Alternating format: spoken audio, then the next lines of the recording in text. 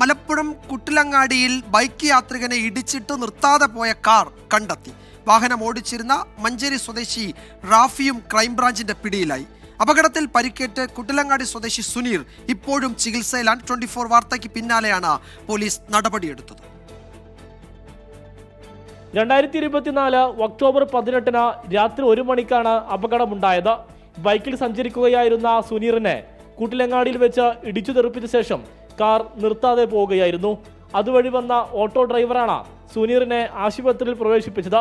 കേസിൽ 3 മാസത്തിനു ശേഷമാണ് വാഹനവും ഡ്രൈവറെയും പോലീസ് ഇപ്പോൾ കണ്ടെത്തിയത്. മഞ്ചേരി സ്വദേശി റാഫിയാണ് പിടിയിലായത്. വണ്ടിയാളെ പിടിച്ചു, നന്ദിണ്ട്. എത്ര പറയാനുള്ള വാക്ക് നമുക്ക് കിട്ടുന്നില്ല. ഇങ്ങനത്തെ ഒരു അവസ്ഥ ഒരാളെ ആക്കാൻ പാടില്ല.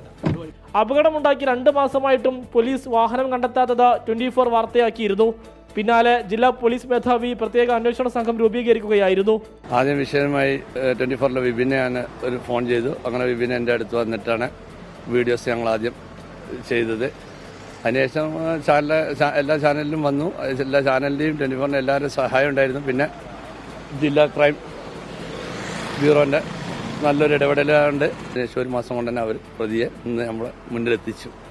അപകടത്തിന് ശേഷം CCTV ദൃശ്യങ്ങൾ പോലീസ് പരിശോധിച്ചിരുന്നുവെങ്കിലും വാഹനം തിരിച്ചറിയാനാകാത്തതാണ് അന്വേഷണത്തിന് തടസ്സമായത്. 24 മലപ്പുറം.